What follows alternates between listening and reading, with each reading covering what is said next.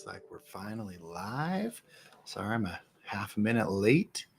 Let's get everything up and running. All right. As always, as these things turn on, we got to get all the platforms set up. So as you're joining us, just come say hi.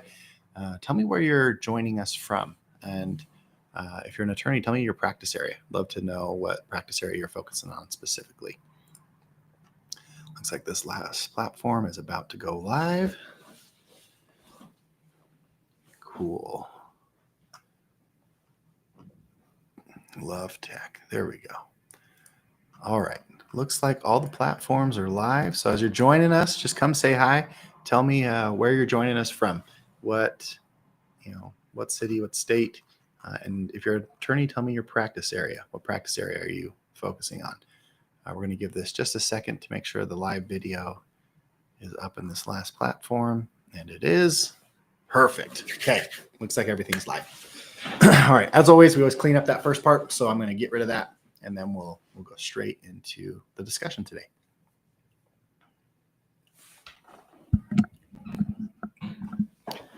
Good morning. This is Chris Guyman, the Time Freedom Lawyer. And today we're going to talk about how to unplug during the holidays.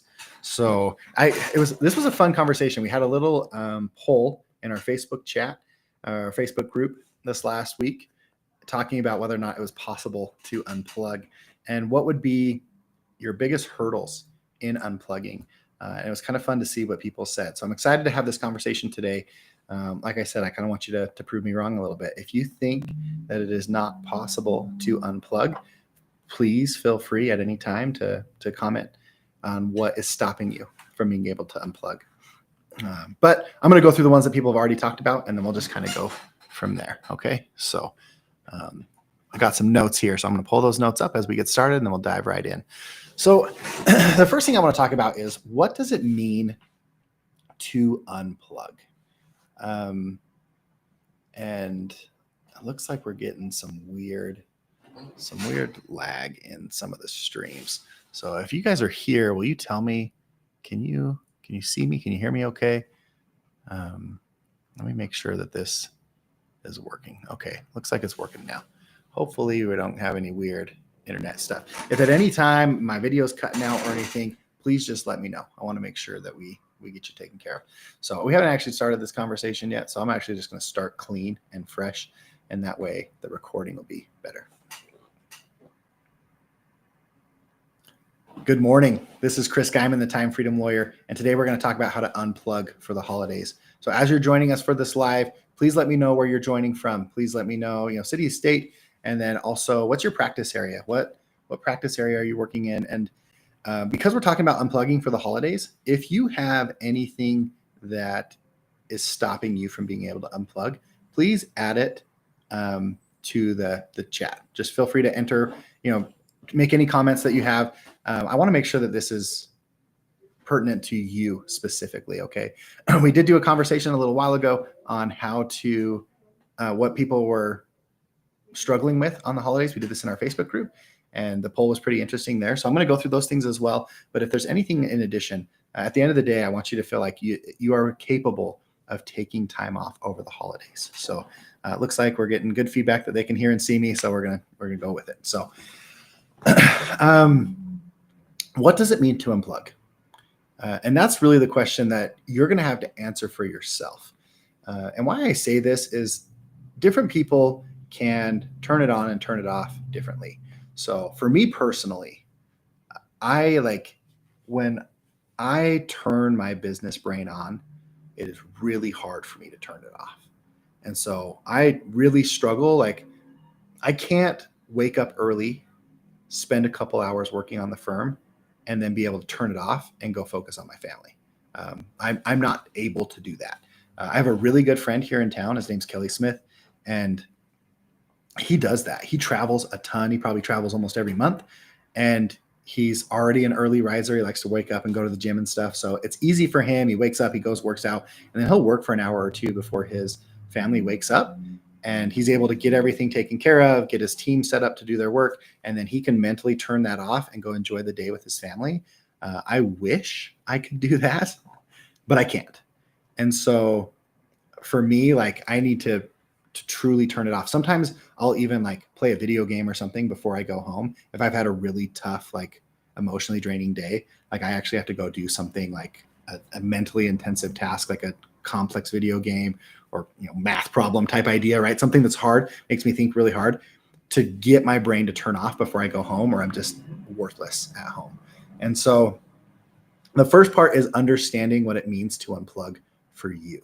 And the second part of that conversation is, when you're unplugged, what do you do that actually adds energy to your life?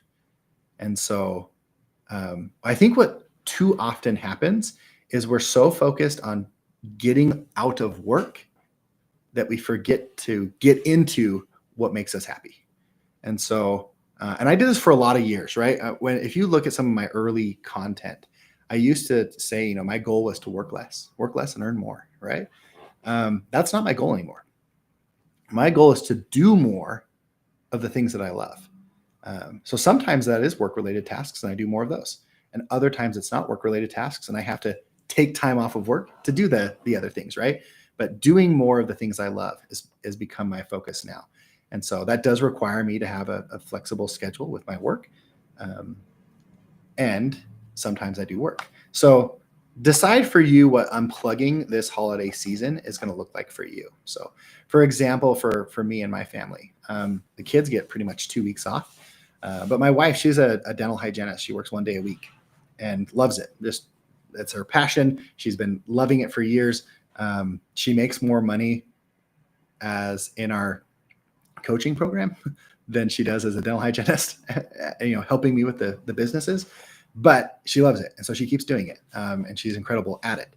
And the end of the year is a very busy time for dentists because people are trying to get things in before their insurance is reset, right? And so she didn't have to work the 2 Tuesdays that my kids were off, but her boss wanted her to and asked her to, and she likes to be helpful. And so she took those 2 days.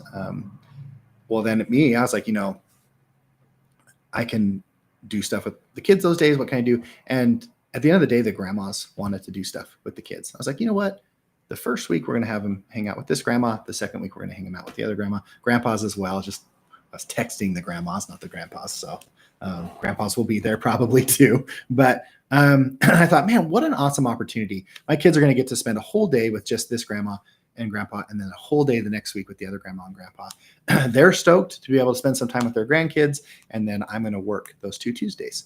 And that the rest of the week, the rest of the 2 weeks, I'm not going to work, but I am going to work those 2 days. That's what made sense for me this year. And so decide what makes the most sense for you. I am not saying that you just have to turn off your entire firm and do nothing for 2 weeks. That's not what I mean by unplug. But I do mean taking time to do the things that are going to add energy and happiness into your life. And as much of that as you can, especially for people who have kids like me. The time that my kids are off school is so valuable to me. I want to spend as much of that time with my kids as possible. And in this situation, set my kids up to do some really awesome opportunities with their grandparents, and then me take care of the firm. So that's what we're doing this year. You can do whatever makes the most sense for you. In years past, the last 2 Christmases, we went to Disneyland right after Christmas through the rest of the year. I will be heartbroken this year when we don't go. So pray for me, send condolences, whatever you need to do while I'm not at Disneyland this year. But it just didn't seem to fit the calendar this year. So we're not doing it. So every year is going to look a little different. So that's the first thing, though. I really do want you guys to spend some time of what does unplugging look like to you and what's going to bring you happiness. Then let's make it happen. So some of the biggest objections I got when we were talking about how to unplug came down to your clients. Your clients not understanding, your clients not taking holidays off.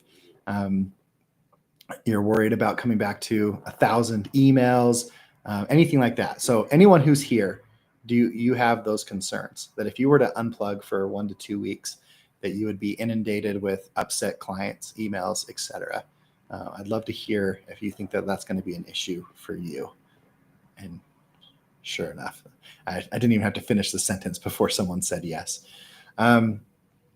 So let's talk about how to manage client expectations here.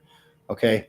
What I have found to be the most successful is don't surprise them. So I have done this a lot of different ways. I used to do it at the beginning of November, and I would send them a thing saying, this is when I'm gone for Thanksgiving, and this is when I'm gone for Christmas, and these are your expectations. And people said they liked it, but I think it was too early for the Christmas break. The truth is, everybody's off for Thanksgiving and the day after Thanksgiving for the most part. And it's only a couple of days. And so I haven't gotten a lot of pushback or issues with the Thanksgiving holiday. If you have, then I would definitely send an email before the Thanksgiving holiday and then another one before Christmas. But I've stopped sending the Thanksgiving one. It wasn't super helpful for me and my clients. And so I now just send an email December 1st. So Thanksgiving's over. People are now switching their gears to Christmas. And I send an email the first day of December or Monday, if it's not a work day. I send the email out and it just says, hey, this is what you can expect for the holiday season. This is when we're in the office. This is when we're not in the office. These are the things that we're doing in order to ensure that your cases are taken care of.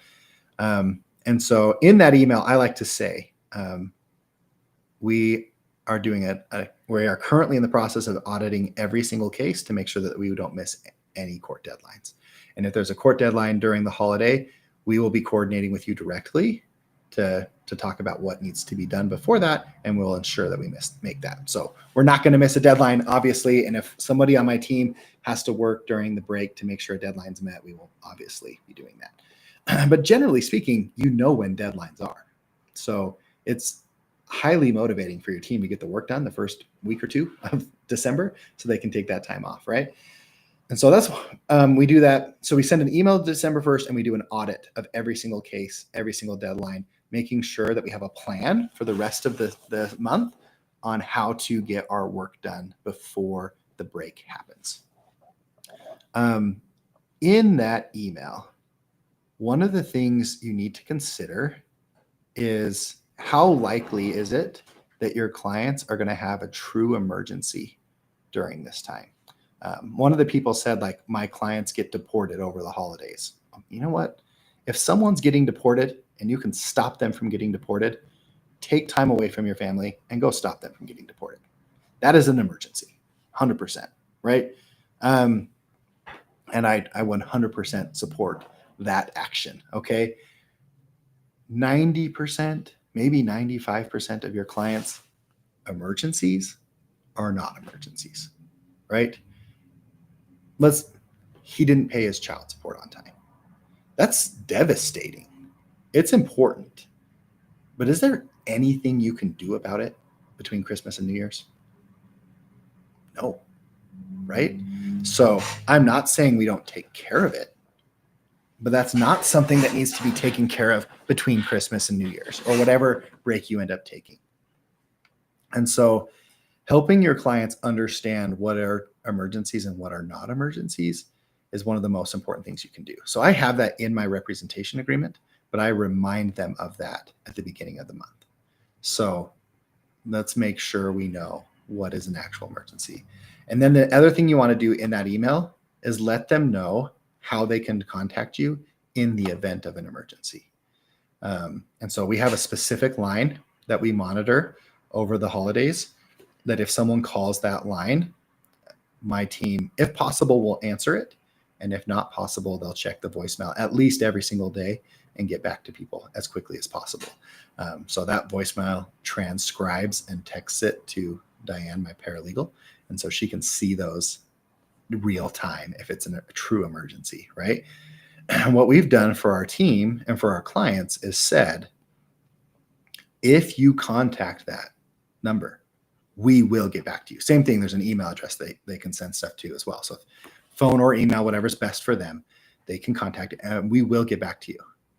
And the fee for doing so is, right? So we just straight up tell them, like, if you contact us on the emergency line and we take care of an emergency for you, it's a minimum fee of $500.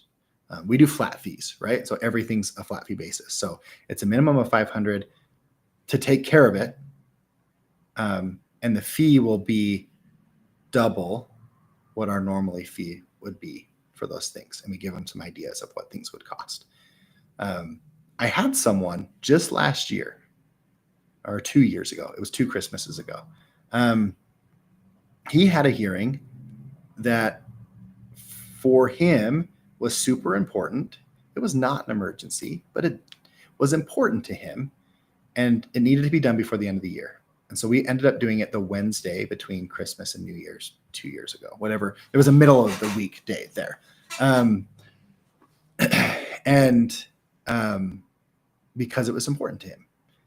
And I let him understand normally that hearing would be about $2,500. In this event, because you're doing it between the holidays, it's going to be $5,000. Is that what you want to do? Are you willing to pay that? And for him, the answer was yes. Money was not the most important thing to him. Time and efficiency was. And so he paid the $5,000 and I took care of the hearing. Well, that was the year we were at Disneyland. And we actually did 2 days in Disneyland. And then we took a day off. And then I did 2 more days at Disneyland. And the day off, I just coincided with the trial, not the evidentiary hearing. And I could do it remotely. And so I did 2 days of Disneyland. And then I took a day off of Disneyland. My family went and like swam in the pool and did stuff. And I worked that day. I got ready for the hearing. We did the evidentiary hearing. We got exactly what he wanted.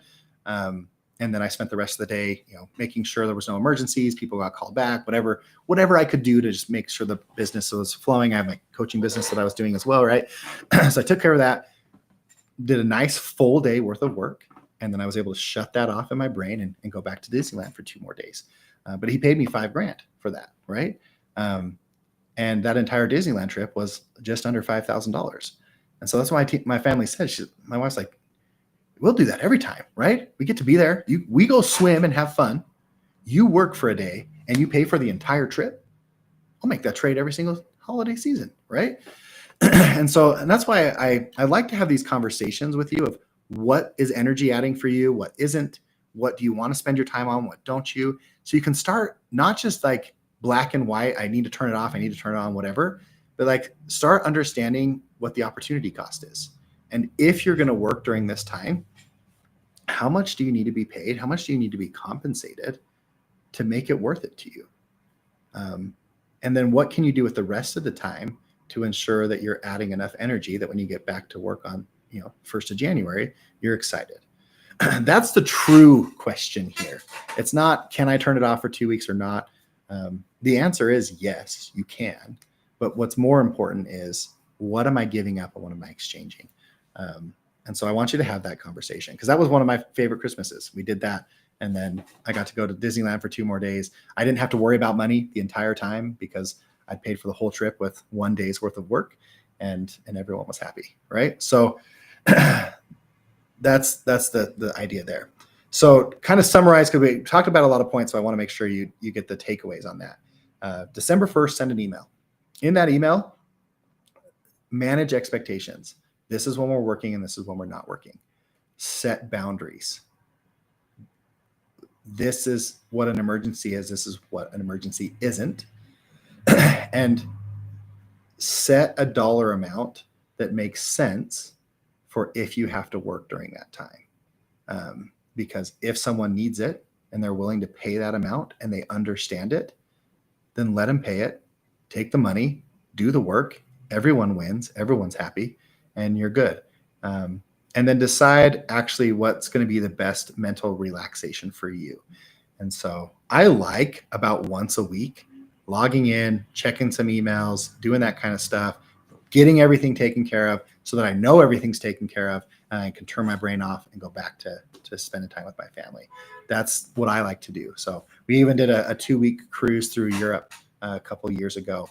And we had like 2 spots in the cruise where when we got off the port that day, I called the office, checked in, made sure everybody's taken care of, answered any questions they needed, ran payroll, and took care of things, right? So that seems to be the right cadence for me. You got to decide what's best for you. Maybe it's work for a couple hours in the morning and then turn it off. Whatever is the right answer for you, that you just have to be honest with yourself. Like, don't open your email every single day. If an email comes in and it wrecks your day, and then the entire day is wasted because you're thinking about that email, then that wasn't worth it. And so you've got to have the right thing. The other big question that people had, and again, if you have questions or concerns about how to take time off, please put them in the chat. I'm looking at those. I'm watching those. I'm going to go through the ones that you guys addressed already, but I want to address them real time if you have stuff real time. Is just the email inbox as a whole. I would hope by now you have seen the email SOP that I've been sending around for years on how to manage your inbox. And I'm going to strongly encourage you to do that, because I have had multiple times where I've been on vacation for 1 or 2 weeks and I've come home and the entire amount of time it took me to manage my inbox was less than 30 minutes. And so it's 100% doable if you have a system and team in place to manage your inbox. And so I'm not going to go through how to do that again today, because we've gone through the email SOP probably a half a dozen times this year. If you haven't seen it and you want it, let me know. I'll send it to you. But I'm not going to go through the specifics on how to do that. The other one was, I don't want to miss out on potential clients. And that's a very legitimate concern, right? Part of this, especially if you're trying to hit financial goals, whatever those are. I have found I worry about that less when I'm hitting my financial goals the first 11 months of the year. And so, and I can budget for it, right? That's not something we're going to be able to do between now and this Christmas. And so if you are struggling on getting clients, last week we did a reteach where we're reteaching all of the stuff in Attorney Freedom University, our paid coaching program. And I'm giving that to, like, anybody who joins us live can see all of it for free. Well, in addition to that, once it's uploaded into Attorney Freedom University for that week that it's there, it's completely unlocked. So anybody can go and get a free 1-week trial of Attorney Freedom University and go see that stuff. So this week, the stuff that you would see is the, I think what I call it, the client engine, marketing and messaging. So I give you a 5-step process on exactly what you can do to generate consistent clients without paying for ads. So that entire module right now is free.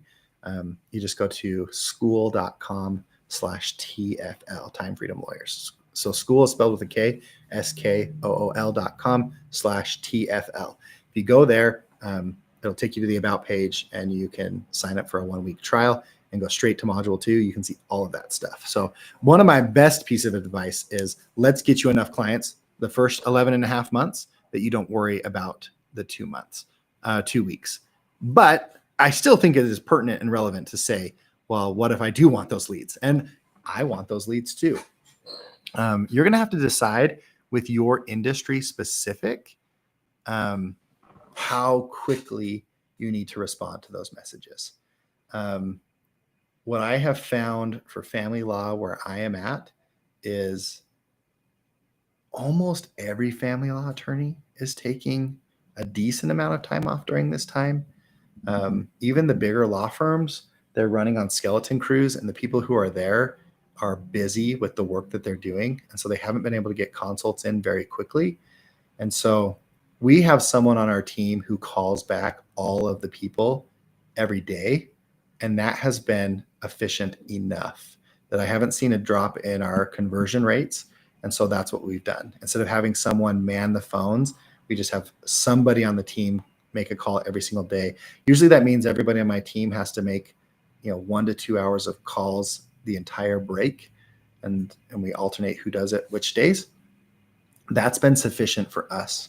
If you're in an industry like personal injury or another one where time is of the essence, every minute counts, then the best advice I'm going to give you is, just because you don't want to work over the holidays doesn't mean other people don't want to work over the holidays. Find the people that want to work over the holidays and compensate them accordingly. Especially if you're charging your clients extra for the emergencies, you can pay your team extra for handling the emergencies. And I have one attorney, the last 2 years while I was in Disneyland, he loved doing the hearings because we charged extra and clients were okay with it. They chose that when they picked the hearing day. They knew about it before. As long as they understand before, they're often okay with it. And he got extra money to go in. He's like, man, like my kids are just playing video games. Like I can go miss 2 hours of them playing video games to make enough money to afford Christmas. Like sometimes those hearings that he did was generating enough money that he paid for all his Christmas presents.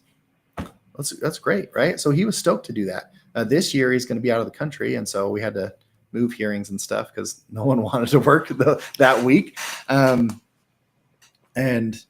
so we had to change things around. But there's a lot of people, like for Christmas specifically, there's a lot of religions like Judaism that doesn't celebrate Christmas. And so those people they're going to be happy. Any of the people in those religions are going to be happy to work during those times because they're not celebrating it anyways. There's also a lot of people who, don't have families or their kids are young and they don't have the kids out of school, right? Their kids are out of school every day. Often those people, they love working over the holidays because they can get paid time and a half or something, right? So just remember that just because you don't want to work those holidays doesn't mean that everybody doesn't want to work the holidays. For a lot of years before my kids were in school, I intentionally worked every single holiday. My clients loved me, right? They could come in on their days off. We could meet, we could do stuff. And then I would take my vacation the week after when everybody else was back in work. It was really devastating when my kids' school lives became important enough that I couldn't just leave when everybody else was in school and I had to move that around. But find those people who are interested. There are probably a couple of people on your staff right now that could use the extra money. And if you were willing to pay them time and a half, they would love to do some work during the holidays. So find those people, compensate them accordingly. And the real thing that's going to happen here when you do that is you're going to have to ask yourself, is it worth it? If I'm paying someone time and a half, what am I getting out of that? And it's going to really make you refine and decide what actually is valuable and not valuable for your firm. I love doing this because I'll have a lot of people be like, well, I can't pay someone time and a half to do X. I'm like, okay, well then don't do X. That's not a valuable enough task, right? And it really gets people thinking about what is and isn't valuable. So I love times like this to test you and your team to see what does and doesn't work. I had a really good friend. She's a coaching client of mine. And she said a lot of the same things you did. Like, I can't take time off. If I take time off, X is going to happen or Y is going to happen. And I worked with her for years on this. She made really good money really fast. So she was doing really good, but I just could not get her to stop working. Does anybody feel like that? Like you're making good money, but like if you didn't do, like if you stopped even for a day, it would be too much. Be honest. Have you ever felt that way?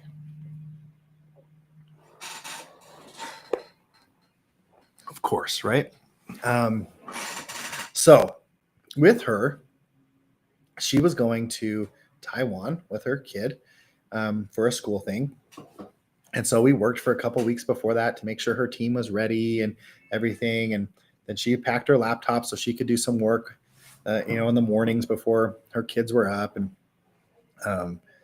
that was her compromise. She was going to work for an hour or two each morning and then go spend the rest of the day with her kid. Well, they got to the airport late, rushed through security. You got to take your laptop out of your bag. And you know where this is going, right? She took her laptop out of her bag, ran through security, grabbed her bag, ran to the gate. They were super late. So they ran to the gate. They get on the plane just in time. She sits down and about 15 minutes later realizes that her laptop's still at security. Now, who here gets sick about the idea that your laptop is at security and there's nothing you can do about it, right? You're in a plane on the way to Taiwan. She was too, obviously. And she messaged me and we worked through it. But that was probably the best thing that happened to her and her firm because she contacted her team, let them know she didn't have a laptop. They worked through it and were able to take everything off of her calendar except for one hearing. She had to do one virtual hearing from her phone. And it went fine. Obviously, it's not ideal to do a hearing from your phone, but it was fine. And it got to stress test her team and her systems for 2 weeks. Yeah, Pamela's freaking out. So I'm glad you're admitting that. Not everybody's going to admit it, but yeah, it was scary. And she got back, and there was like 2 little fires that we had to put out. But overall, most of her systems and her team members actually excelled. And she was able to learn who stepped up and who didn't, which systems works and which ones didn't. And we were able to refine a lot of things in her business based off of that 2-week stress test. So I don't usually suggest a full 2 weeks as your first stress test. But if you haven't taken any time off, then I would suggest you take off between Christmas and New Year's, 1 week. That's going to be an awesome test for your team, your company, your systems, everything. It's also a lower risk week to take off because most people are taking that time off. Most people are spending that time with your family. And it's funny, one of the comments people said was that my clients don't take holidays. That's BS. Your clients are taking holidays.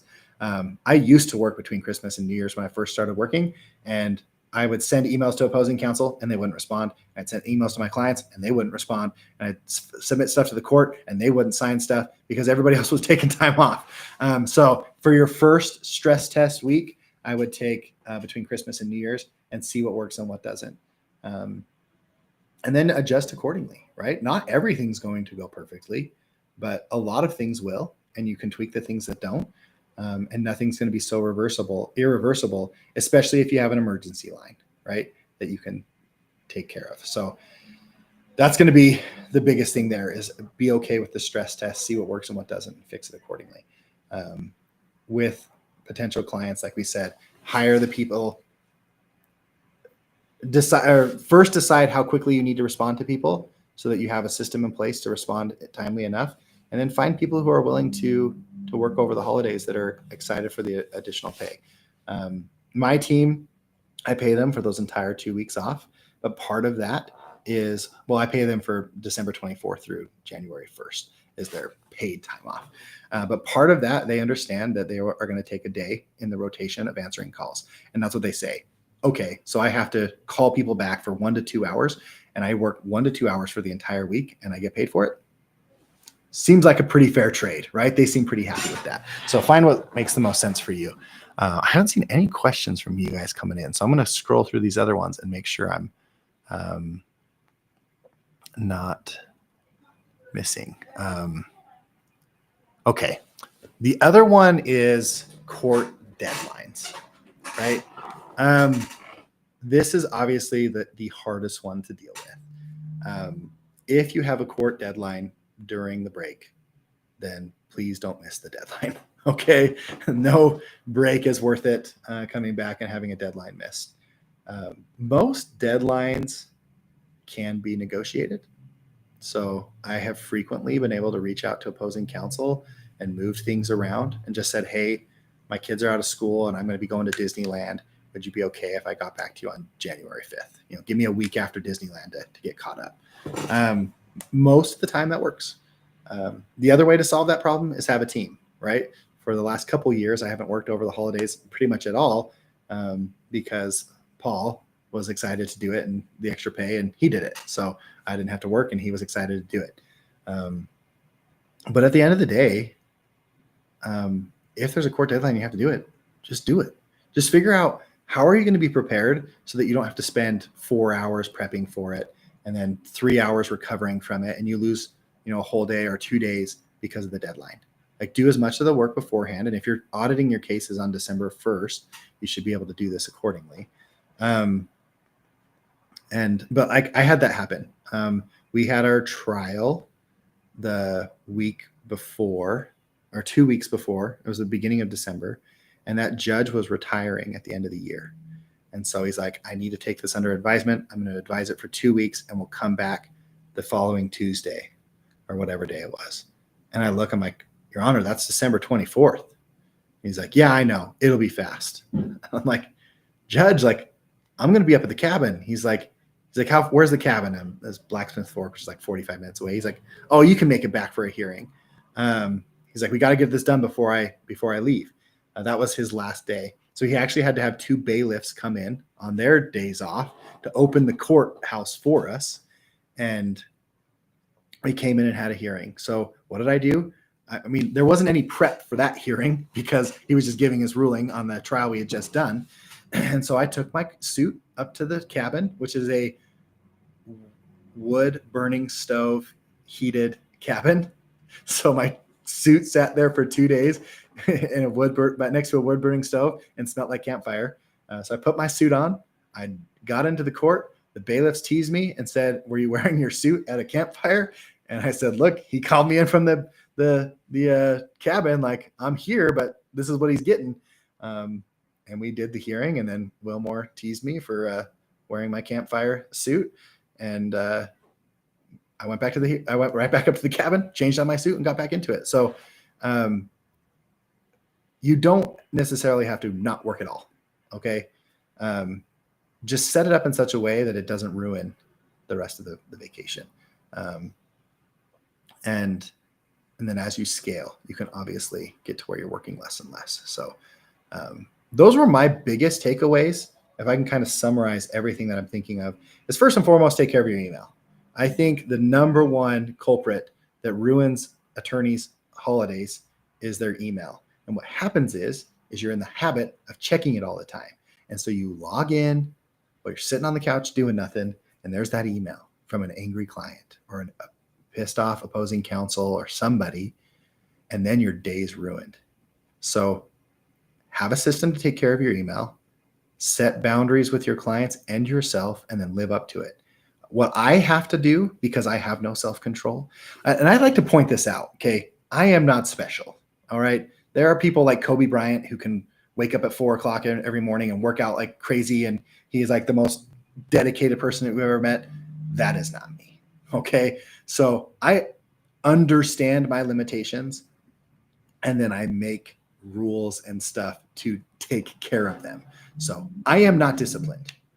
And so when the holiday starts, I delete the email app from my phone. I delete Outlook. It actually drives my wife crazy because that's where my calendar is too.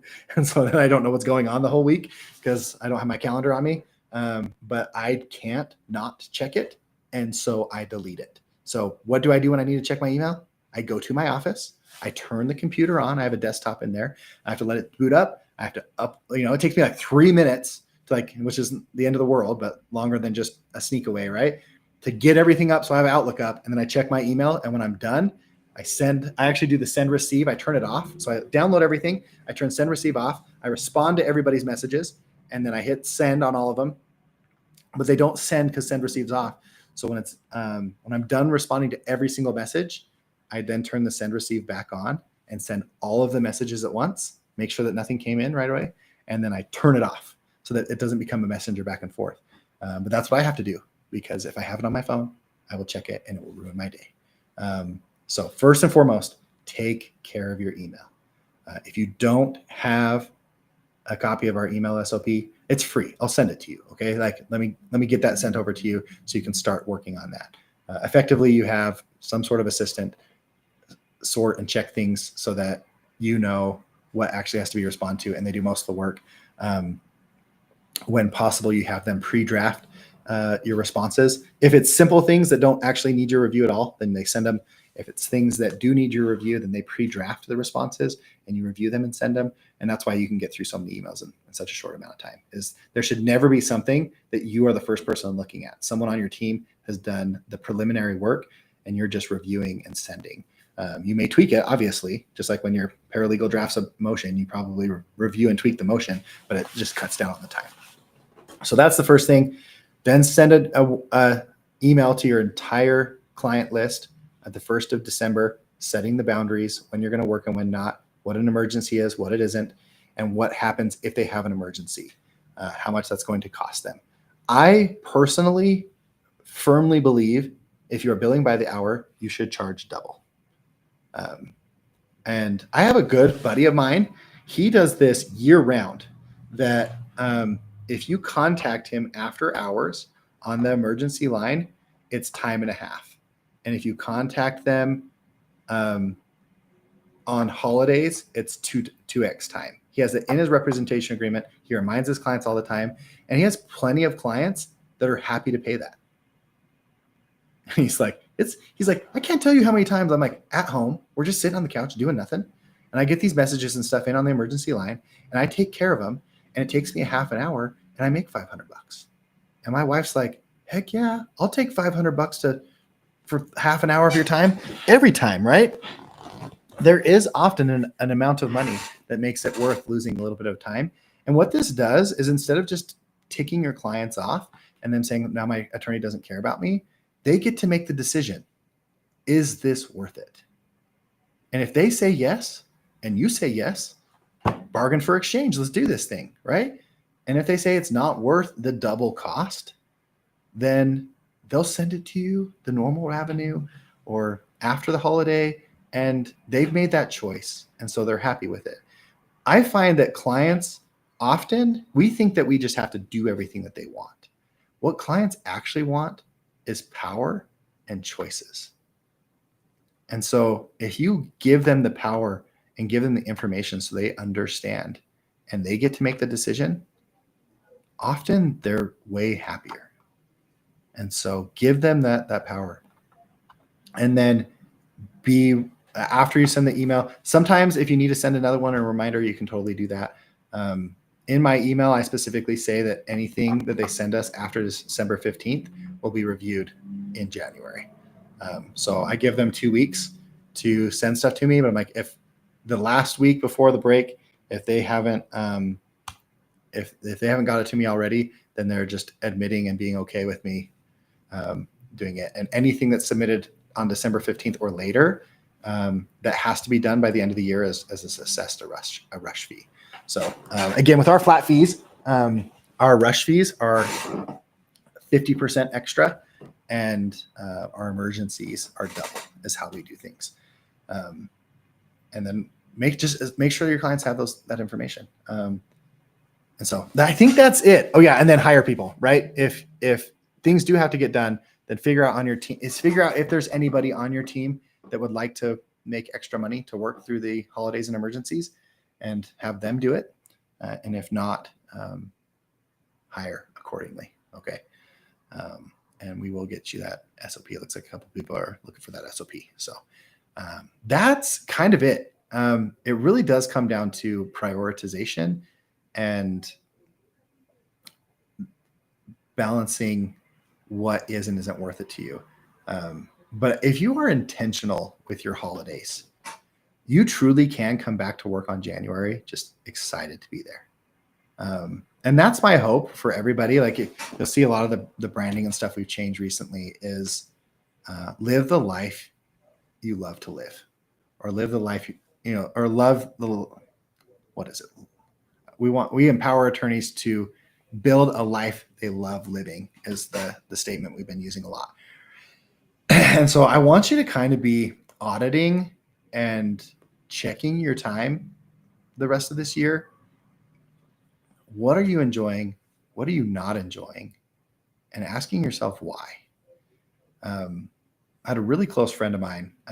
He's one of my employees, actually. He was really struggling with his practice. And it's funny. I mean, he has my systems. He has my templates.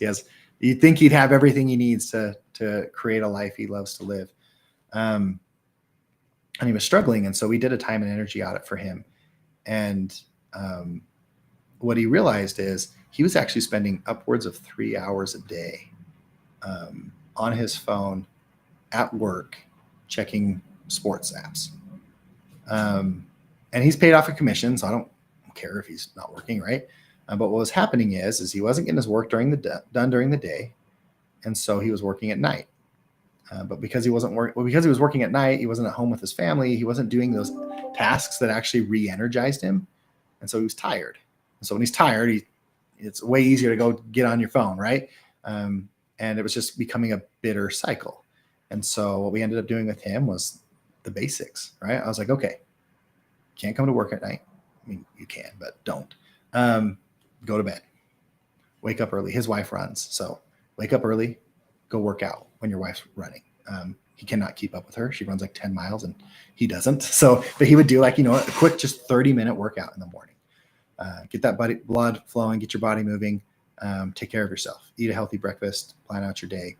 come to work, plan out your day when you're at work, and then get the work done. Don't check your phone, right? We actually have it set up on his and I's phone. If you push the power button 3 times, it goes grayscale. So if you push it 3 times, it's back to color. If you push it 3 more times, it's grayscale. So we just leave our phone on grayscale during the day. That kind of eliminates the dopamine hit from your phone, which gave him almost 3 hours a day back. Not surprisingly, he got a bunch of work done. When he was getting his work done during the day and getting paid for the work he was doing, he didn't have to work at night. And then we were very intentional with what he did at night. What are the things that add energy and what don't? He's kind of an introvert. And so doing things with his family is obviously, those are energy adding activities. And he also needed his alone time. And so we found ways of giving him his alone time that he needed to truly re-energize so he was back ready for the day. And within 2 weeks, his productivity had doubled and he was working less hours. But it all started with paying attention. And so if you haven't done a time and energy audit before, in Time Freedom Lawyers, I was not going to share this, so I'm going rogue here for a second, okay? But in our classroom, in module 1, and again, there's a free week trial, so I'm not selling you anything. You can go get this for free. You come in here and you go to lesson 3, analyze your current reality. We'll talk about it a little bit, and there's a link right here at the bottom. This is time and energy audit. You can download that and do a time and energy audit. If you have not done one of those before, you should do it. I'm giving it to you for free, so just go get the free trial and try it, especially during this holiday season. Figure out what those energy adding activities are for you. Pay attention, like when you're with other people, is that an energy adding activity or is that an energy draining activity? And there's no right or wrong answer to it. I'm the same way. I'm kind of an introvert. It's funny because I spend my entire day doing this stuff, right? I'm on videos, I'm talking to people, and people are like, wow, you're so charismatic, you're so extroverted. No, like I'm good at it. And some of the stuff I enjoy helping other people, but like I need my alone time. And that was really hard for my wife to understand for a long time. Like, she took it as I wanted to be away from her. And that wasn't the case. I just needed to be alone. And so I took care of that. And sorry, I had an issue with the team, but, we had to figure out ways of spending time with her because she needs people. That's energy adding activity for her. So we scheduled time for that and we scheduled time for my alone time. But that way we were energized. When you do that, you truly can come back to work excited. And I'll tell you, every time I go on vacation, that's the most productive thing I can do for my firm. Because when I get back, I'm excited. I've had a week to really just dream and think of what's possible. And then I can jump in and I'm energized. So if you're not feeling that way, it doesn't have to be that way. Everything in that module 1, the foundations of freedom, we go through and we talk about helping you identify what parts of your life you love and what parts of your career you don't, and how to get rid of the things that you don't enjoy doing. Can we get rid of everything? No, of course not, right? But we can make it so that you are excited to come back to work. I can tell you every Monday, I'm excited to go to work. Every time we go on vacation, I'm excited to go back to work, but it wasn't always that way. So use this holiday season to be that test. Start paying attention. What's adding energy? What's not? What do you enjoy? What do you don't? What's making you money? What's not? How do we make this work for you? And then if you don't know the answer, obviously, if you know what to do, there's do it. But if you don't know the answer, then jump in for one of these 1-week trials and find the stuff there. Every single week, we do a question and answer inside Attorney Freedom University, where you can go through the modules and then you can ask questions and I'll answer them, but the entire Time Freedom Lawyer community is there to answer them as well. So it's a great way of ensuring that you get your stuff taken care of. So make this the best holiday season you've had. And I think that's everybody's questions. Anything that's come in, I think I've addressed, and that was everything on the stuff. So we're going to call it here. But as always, if you need anything, please don't hesitate to reach out. Any of these social media platforms, we monitor the messages. So feel free to reach out. We're happy to help. If you ask for that email SOP, we'll send it to you. But if not, we'll see you in the next one. Thanks, guys. Okay. So as always, we have to let the other platforms catch up. So if you're still here, say hi. This end of it's going to get clipped. But I got to make sure. There we go. Okay. That other one's caught up. So we're good. Thanks, guys. We'll see you next time.